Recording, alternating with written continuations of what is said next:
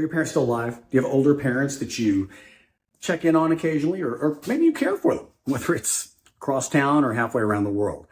Well, if so, you've probably gotten a phone call like, hey, honey, I can't work the remote, or I forgot my Netflix password. And it's harmless and kind of humorous sometimes until it happens about the fifth time in a day. Look, caring for mom or dad is not easy. It's a burden, but it's a burden that we lovingly accept. But it's one that many of us never expected and never really signed up for. We never expected for this to happen. With people living longer and more people wanting to age at home and remain in their homes, there's a host of issues and challenges that arise that include the remote and many more things. And the burden is on us too.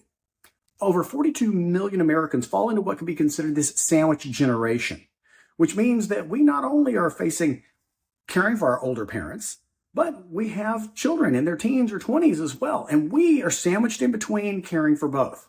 It's tough. It's a stressor for your parents and for us, emotionally, financially, physically. And nobody wants to send their mom or dad to a home. We want to try and avoid that for a variety of reasons. But what if I could tell you that this simple remote and the TV that they are often glued to can give them the freedom, the independence, and help keep them in their homes longer and give you some peace of mind as well? We're going to talk about that today and many other things around caregiving on the Advanced Adulting Podcast. My guest today is Ashish Agarwal. He's the CEO of JubileeTV. On the surface, JubileeTV is a tech company, but it was one that was born out of a genuine need that many of us have. And it was so that Ashish could not only communicate, but really keep track of and become aware of the changes in his mom halfway around the world. Look, a lot of us will communicate with our parents once a week with a Zoom call or FaceTime, but that really doesn't do it justice on seeing the cognitive decline, the physical changes that they're going through. And how many stubborn parents have we dealt with of, oh, honey, I'm fine. And sometimes you just don't know. We talk about how affordable technology and things in your home can allow you to prevent major accidents, major problems, and be able to take care of things before they become a significant issue. We talk about how to communicate big changes in technology with your parents. And we talk about how to ease the burden on you, the caregiver. I think this is something that a lot of us can identify with. And I think there are people, that's what we're focusing on these few weeks here on the Advanced Adulting Podcast, is introducing you to people and resources that can make your parents' life and our life better. This is an advanced adulting subject that nobody really tells you about or talks about, but so many of us have to deal with. I think you're going to love this conversation. You're going to love the questions that it answers and hearing about this particular product as well. If you like it, go to getjubileetv.com, use code ADULTING at checkout for $25 off. It's good stuff, and I'm happy to be partners sharing messages about advanced adulting. This is a pretty quick episode. And it's worth it to watch to the very end. It's going to help you and your parents. So let's get started. I'm Bradley Richardson, and this is Advanced Adulting. Ashish Agarwal, welcome to Advanced Adulting. It's my pleasure to be here. Thank you. Well, we're going to have a great conversation because we're going to cover a lot of different topics here. It's interesting because now people would probably think, well, for Advanced Adulting, what are you doing having a tech CEO on? But it's a couple of reasons. It's one, what you represent, the company you represent with JubileeTV, but it's also something you've lived as well. And I think that's something we'd love for this audience to learn more about because it affects everybody. And what I want to start with is, we're focusing a lot on the issues that impact all of us at this stage of life. And caring for our parents is one right at the top of the list and something we never planned for. What do you're in the midst of it. What do you see as, really the caregiving space and where the burden lies right now? Where do you see that? Yeah, maybe it's a long answer and try to be really succinct about it from a lot of different varieties. I grew up in a very different culture. So that's what pops into my mind right now. I grew up in a world where, I grew up in India. I think it wasn't as advanced as it is today.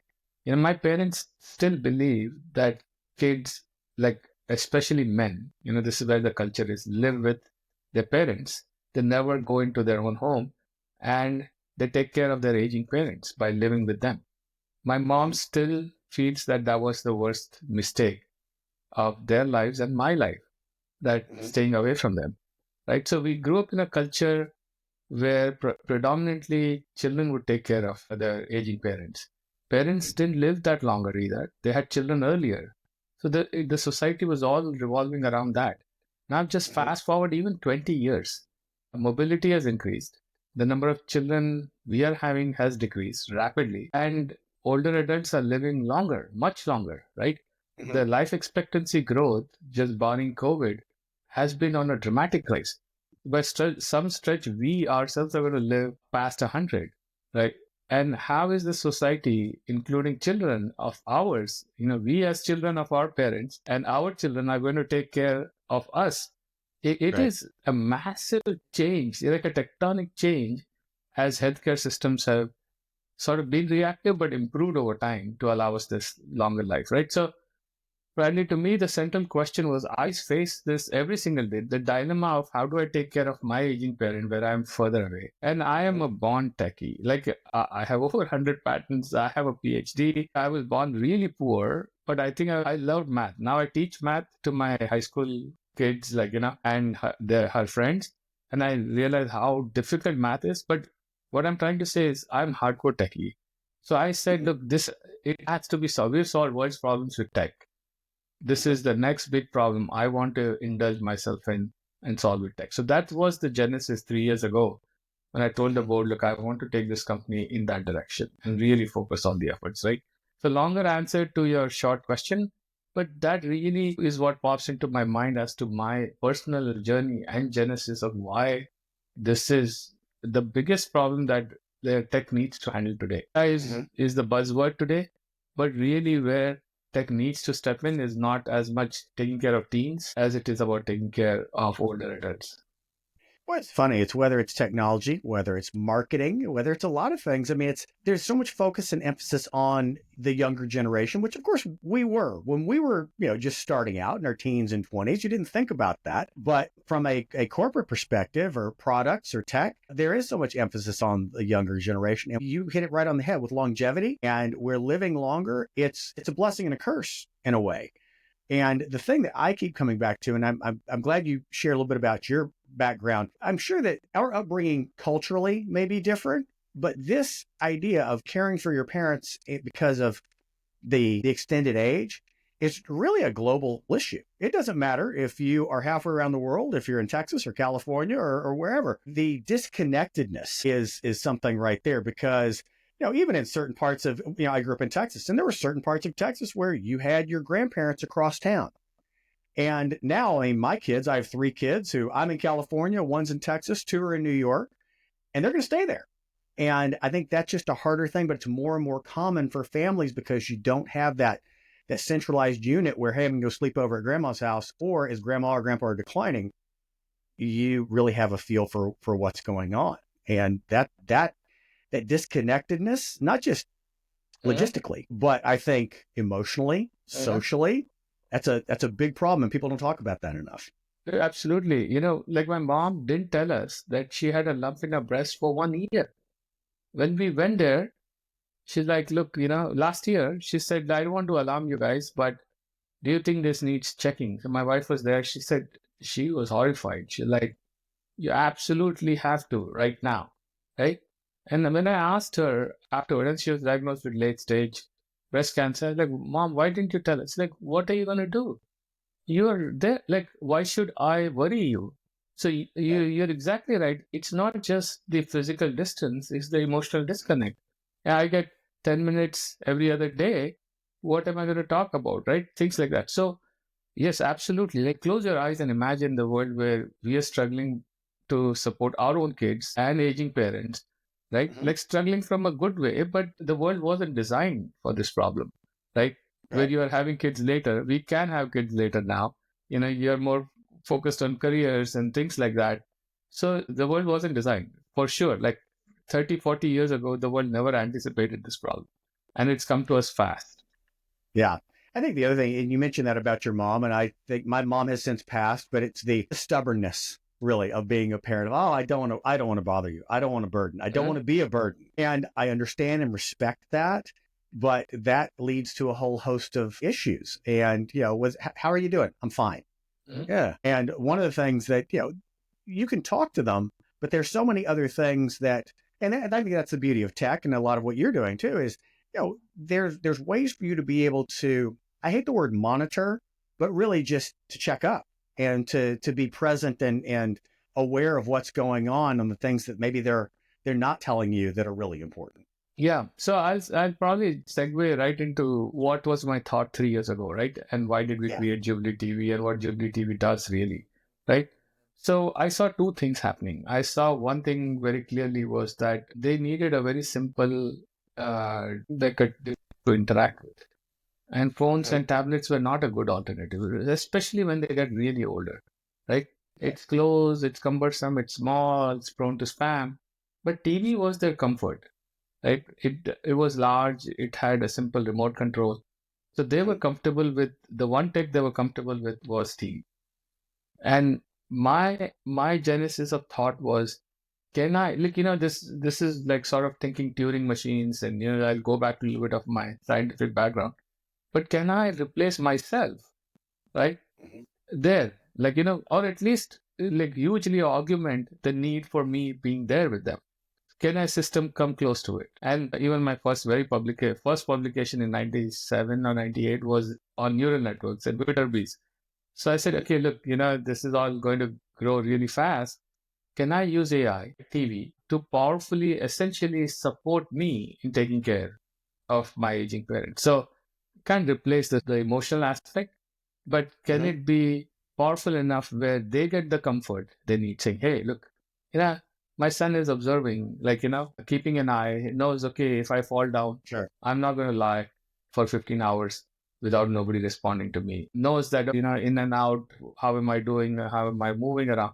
So it actually gives my mom some comfort, gives me the necessary information. And that was the genesis, saying, connected device, simplify TV for mom. Yeah, because that's very important for me, for her to be able to watch great content, stay engaged. That's their lifeline, right? 6, 7 hours they need to consume. They don't have hundreds of people to talk to. They don't have busy lives anymore. So that is how Jubilee TV was born, right? The idea that seniors simplify TV, they get the ability to stay connected, engaged, mentally and physically fit, and families derive value in terms of peace, visibility, and key insights so that they can stay ahead in this caregiving case. Because most systems are reactive. We wanted to create a system where proactively it gives the necessary data so you can take care. So that's what Jubilee TV is.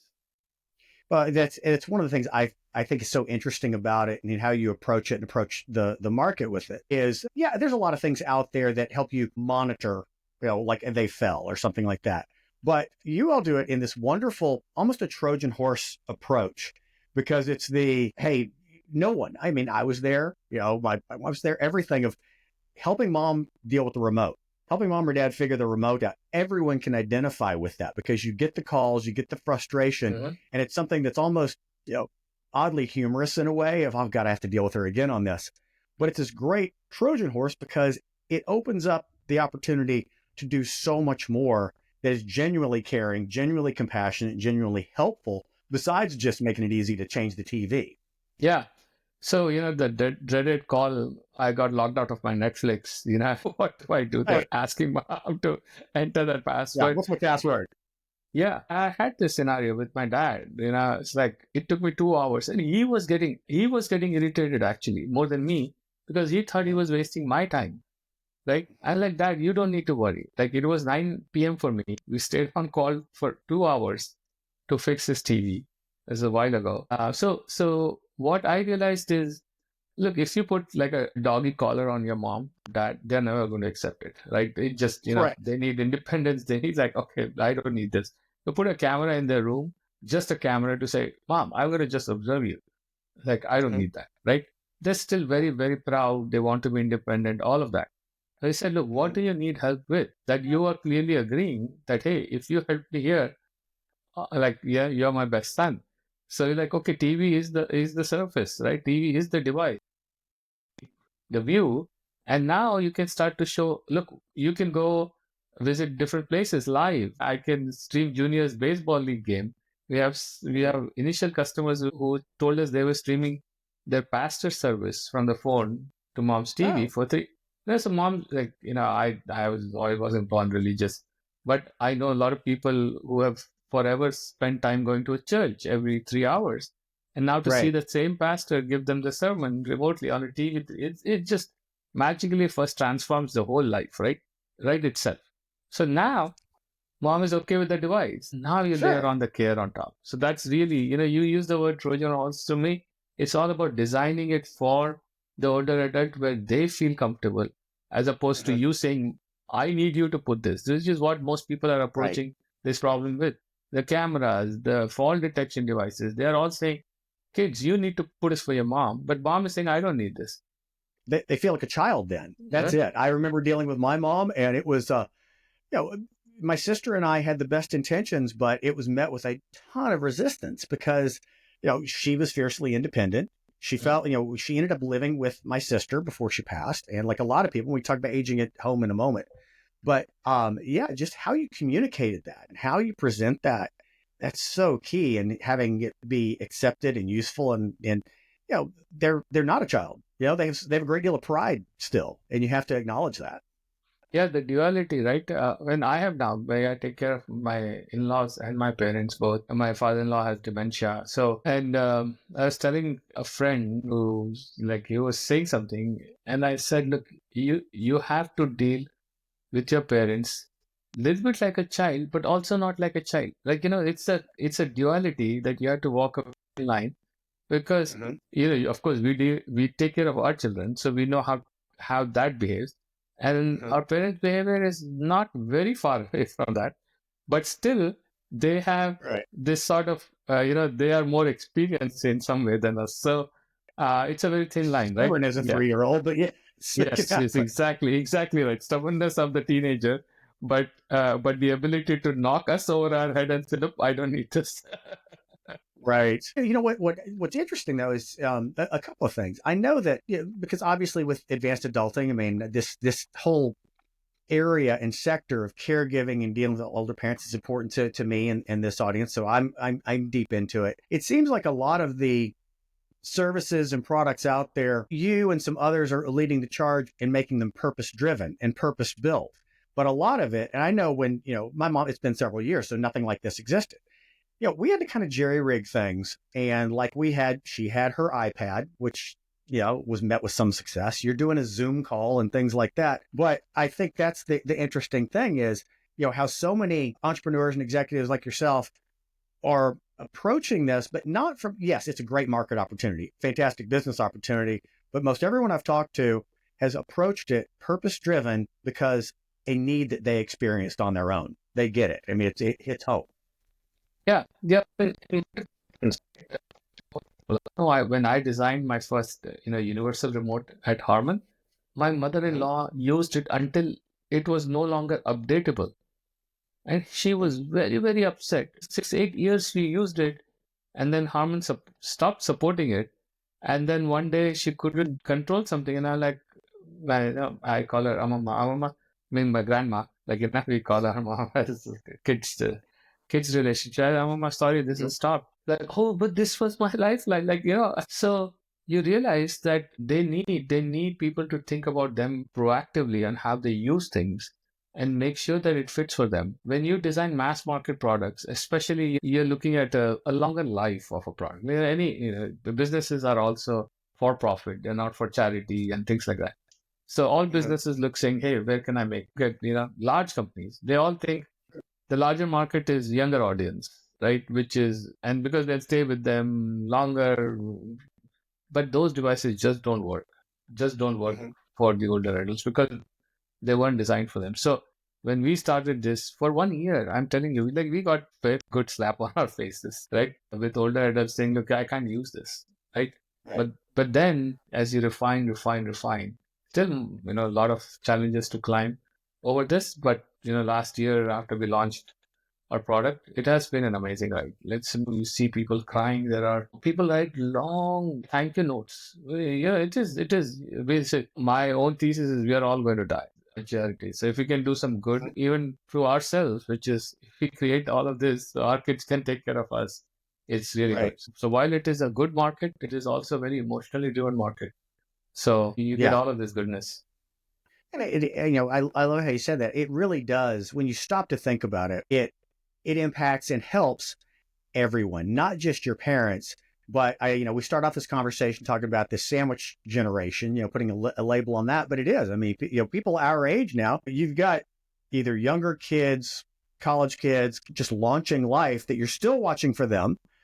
You've got mom and dad on the opposite end, and then there's ourselves and the stress. I mean, let's talk about that for a second, because I know that's something that you see, and this addresses as well. Is just what are some of the implications of how we're getting squeezed, how caregivers are getting squeezed with Yeah, this? being a really large, 42 million Americans, like we in America, 42 million, we take care of our insanity generation. So we take care of our aging parents and children together along with careers.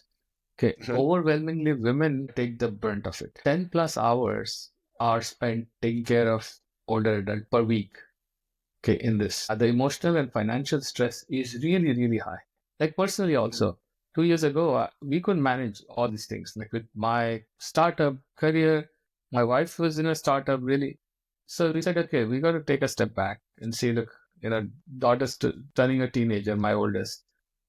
My in-laws, my parents, my wife went there for a month to take care of my mom in India when she had her surgery.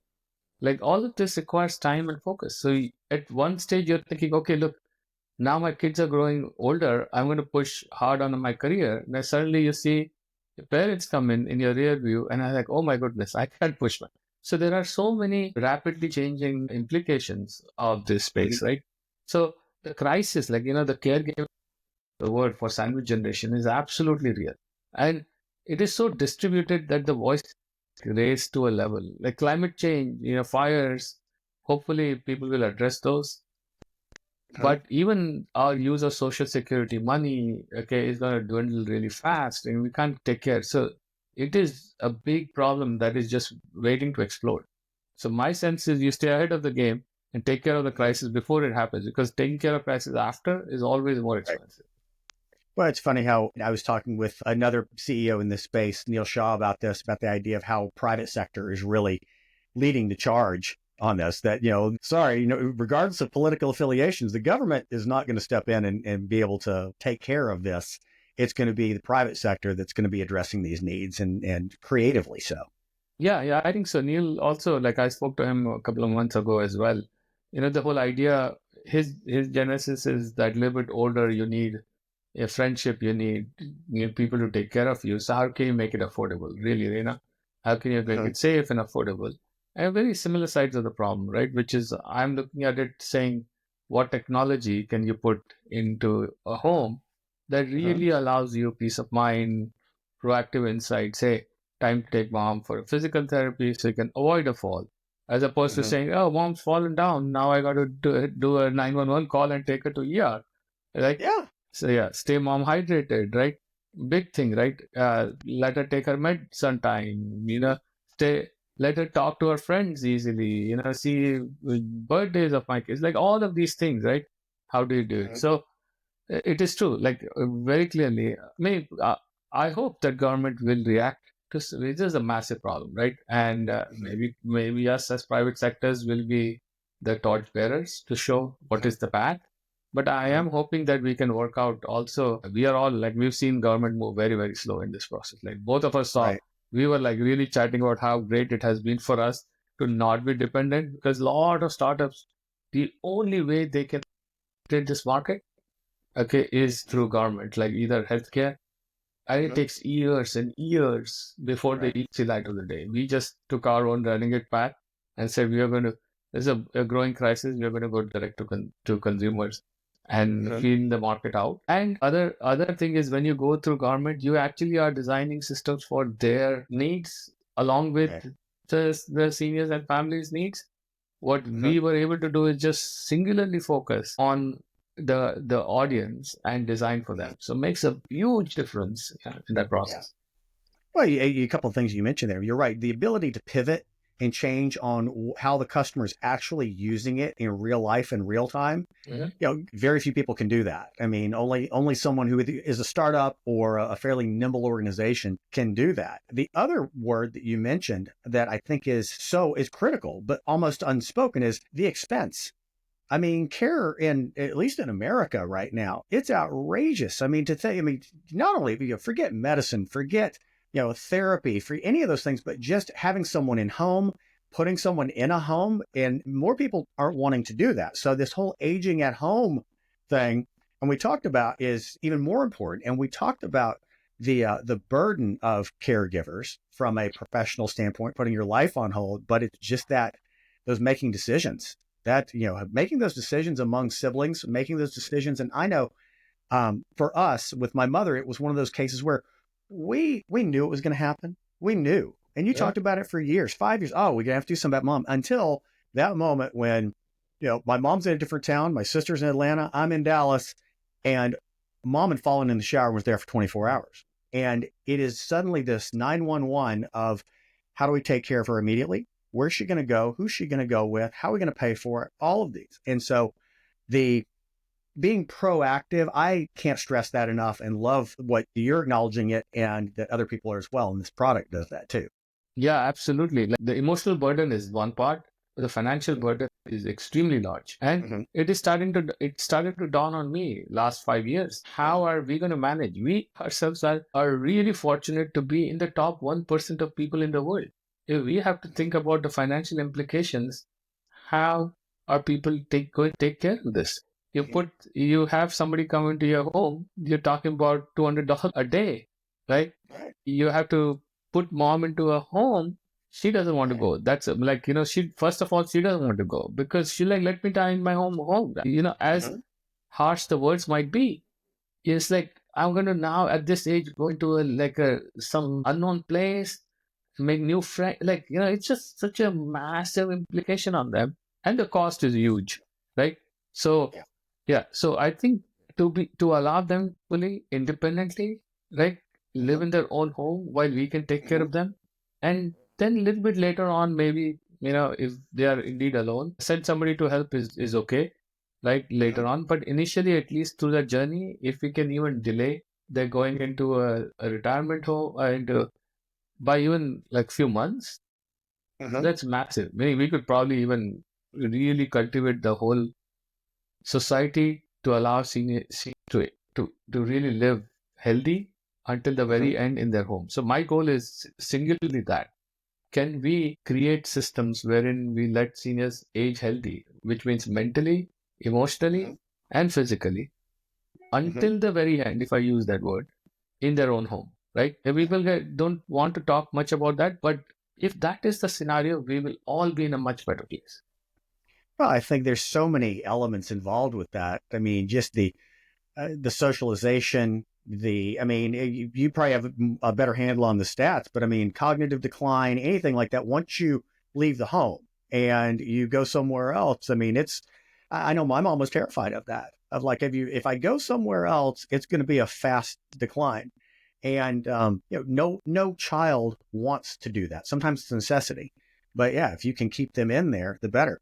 Let's talk for a second about how this is for anybody in general of having these conversations, but also how you introduce a product like JubileeTV to somebody.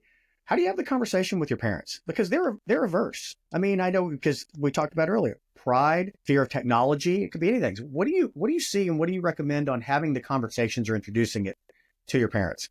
It was my baby. They always wanted Right. my baby in the. Look at our boy, he's done this. Yes, right. Exactly, right. But what I've heard from a lot of customers now, a lot of friends who put this, right, their initial hesitance was whether mom will accept it. And I'll tell you how they got past it. And now what they're saying is actually mom is happy about it, in the sense mom knows that I'm keeping an eye on her. So she actually feels more comforted than agonized, right? So my suggestion, from a sense of saying, look, I'll be able to look, I can't come in every single time. So, your parents care about you. So really you're trying to say this is a great product. It's tried and tested. So I'm going to do this. You can continue to use what you're using. So there's no change in you. Or if they're adventurous, which 88%, you'll be surprised. The seniors say, look, what do you mean I can't learn something new, right? They'll pick up our Right. remote and they're like, yeah, oh, this is great. So you ease them into saying, look, you can keep on doing what you were doing. You can or migrate to something new, which is great. And what it will do for me. So as a kid, I'm telling them is when you need that, I don't need to drop everything and run to you, right? I can just do it remotely for you. That will save us huge amount of time, both. So I think knowing that she's helping me in my own agony really helps her overcome this first, right? And then as soon as she gets used to it, she's never wanting to let it. Now, it's not just me, but they're saying that my parents don't want to let go of this device. So as a kid, you first go and say, look, it's going to help me. And you can choose to continue to do whatever you're doing or learn something new. And then once they start to see a tremendous value, even if you don't want to use it, I want to keep it. Right. Yeah, and I before we jumped into our conversation in the introduction, I explained to people what Jubilee TV is. But for those of you who are just joining here in the middle, it's not a totally separate device. It's not a separate TV. It takes your existing TV, and it is a unit and a software AI that not only allows you to work there remote, but there's so many other things. Give us a rundown of some of the interesting features of what you can do with this. Yeah, imagine like a very smart AI capable box with camera and microphone and a very simple remote, voice remote that sits between all the source devices you have, like, whether it's a or anything, and literally point of face to the TV. There is no, so look at it from the senior's point of view, right? There's no source switching anymore. If you say Netflix, TV turns on, it knows Netflix is on your Roku, switches to that input on our box, plays Netflix for you. You say CNN, switches it back to your set-top box, plays CNN for you. So, and you can put channels in your favorites, like, you watch 10 channels maybe out of, 300 that you have. Right. So it provides the seniors with a very, very curated, personalized interface. That's where it starts. But what is important is on the family side, on the app. So they use an app. They can see what's on the TV. So they can see what video is going through our system. And now they know what your mom is watching. And if there's any issue, they literally are in the room. It's as if they're in the room and using the phone, they can control every aspect of the TV. They know the TV state. They know how to find a show. They know how to put in a password remotely. So it's like a remote desktop for your TV. So that's how it starts. So that's the first feature, right? Now we're going to build it, right? So your parents can continue to use the remote. They can continue to use our remote or let families drive it. The next layer of all of this, as we build the system, is about communication. So you can do life-size video call. Really, really interesting, right? So you don't have to see mom's chin or face all the time, just like this, right? Mom doesn't have to just see your like small face, right? Now she's seeing a large screen. It's a very different experience, right? Messages, reminders, photos, and videos. Like, so all forms of communication that we do today on our phone, which is our lifeline, becomes a lifeline for seniors on the other side. I can send reminders saying, hey, mom, it's time for you to take medication, and TV turns on if it's off. You can set all those, like, hey, don't alarm on, or alarm on. Like, all of these features are there for you as a kid to really dial in, right? So communication. Then the next tier that comes in, I started to talk about is AI. So, or what we call activity feed. So what has your mom done in the day is really the key. How much, how many times TV turned on, who came into the room, who went away. So rich insights about mom's daily activities are given to you on the app. So you can monitor. You can finally control who gets to see this information. Usually it's what we call the active child, right? Who's taking care of this. So, and then you can onboard any family members you want, any number they can call. All of these things are there, right? So that's really what the product is. And it's affordable too. I mean, it's you have a relatively inexpensive box, and it's a subscription service that people can get to use the interactivity with it. It is. It is. So, normally a system like this that allows you caregiving, we talk about thousands and thousands of dollars, right? Like, even sending somebody to your home is like $200 a day, Right. right? Every For, day. yeah. You just look at hearing aid, like, mom got hearing aid, $5,000 for a hearing aid, right? But you look at what Apple's doing with headphones now, right? Starting to come close. And I was always in consumer electronics, like iPod and Harman. So how to make it affordable was key. So for less than $1 a day, so you can buy the hardware is $199, and then subscription is $29 a month. So for less than $1 a day, you get all this that really saves you tremendous amount of money, right? Not just convenience of you not having to go into Netflix Palms TV, but you heard enough number of people saying you've repeatedly, almost like on a weekly basis, saved a 911 call, which would otherwise cost $3,000, right? Or I'm fairly clear my mom can stay in her own home for much longer. You save thousands of dollars in that process, right? So I think for a very, very affordable price, we can save a lot of money. I love that. And again, I've used that word so many times, but I know that's important to everybody, regardless of your income. It's expensive. I mean, to have something and a resource that allows you to do so much that's affordable is just truly a lifesaver for everybody. It makes mom and dad feel good, and it's good for you as the child as well. And anybody here, look, if you go on, we'll put all the information in the notes there, but if you go on, get Jubilee TV and use code adulting, you'll get $25 off of the hardware, and you can get using it for your mom and dad. So we talked about some of these different layers that it does. And I know that you had mentioned the ability, it would be great to have the ability to see your mom and as the changes are going on, and that's one of the benefits of it. What are some of the clues to look for? Because you are remote. You're going to be maybe halfway across the country or the world. I know that you all have done some things on clues to look for to indicate maybe changes in mom's health that you can see through your TV, which I think is unusual. You wouldn't think, well, how can I tell if mom's healthy or not or changing through her TV? What are some things to look for? Yeah, I think the first thing right now is just seeing mom in her space. Like when you see mom in her own space, and we have a feature now called drop in, wherein you can just, and people love it. Like we have a large number of people ask, I don't want to wake up mom. I don't want to have to turn on the TV, things like that. Can I just see how mom is, right?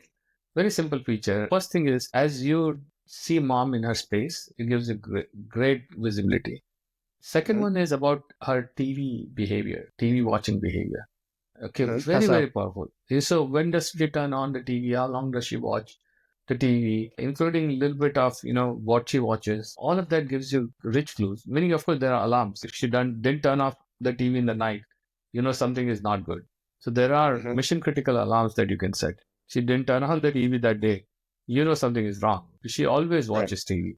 So TV watching behavior is a major source of data that you can know how mom is doing. In fact, I almost know, depending on what she's watching, whether she's in a happy place or not. Really, you get to know your parent like your child, saying, okay, mom, why are you watching this sad show? Why didn't you watch? Right. It's like, so that is one thing. The second layer is camera. So how many people were in the room, how much she moved, did she go to take a breakfast or not? So you can set those triggers. You get a picture. You can even get a picture along with it of your mom. So that's the second. These are already existing features in the product, right? So those give you the clue. And then as the system learns about your parent, it will start to become more and more powerful, which is what each of those tools are. ChatGPT scraped the internet and is giving you, what the internet is about. Once we know about your mom, the system will tell you, okay, look, this is what you need to do. So that's really our path forward. Fantastic. Well, I love it. I wish that I'd had it for my mom, but I'm happy that we can at least introduce this and you and Jubilee TV to so many other advanced adults and people out there who can use it and benefit their parents with it. So let me ask you 2 more questions. What are you most excited about right now? It could be anything. It could be personal, professional, but what are you most excited about right now?